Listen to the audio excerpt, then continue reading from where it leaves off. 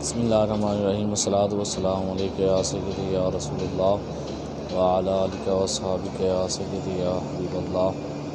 کعبۃ اللہ کے سامنے میں بیٹھا ہوا ہوں، بڑی خوبصورت بات میں نے سنانے کے لیے یہ پیغام ریکارڈ کر رہا ہوں۔ روایت میں آتا ہے کہ ایک دفعہ ایک بندہ تھا تو اس نے منت مان لی کہ وہ اللہ کے گھر کا اس وقت طواف کرے گا جب کوئی بھی اور طواف نہ کر رہا ہو۔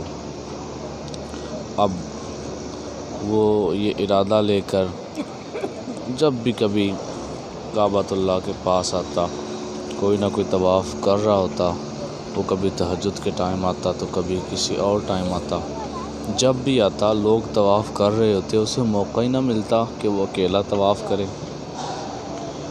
تو ایک دفعہ ایسا ہوا کہ بارشیں اتنی تیز شروع ہوئیں کہ کئی دنوں تک بارش رکی نہ، اور یہ چونکہ پرانے دور کی بات سنا رہا ہوں تو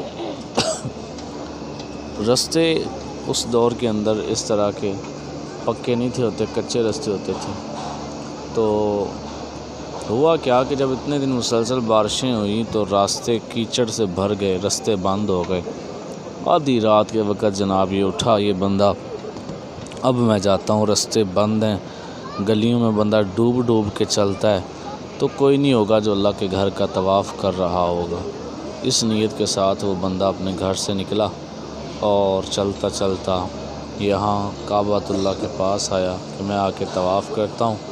جب وہ ادھر آیا تو اس نے کیا دیکھا کہ اتنی شدید بارش میں بھی، اس طرح کی سردی میں، ایک بہت بڑا اژدہا بڑا سانپ ہوتا ہے، وہ اللہ تعالیٰ کے گھر کا طواف کر رہا ہے۔ اللہ اکبر، یہ اس کعبۃ اللہ کی شان ہے۔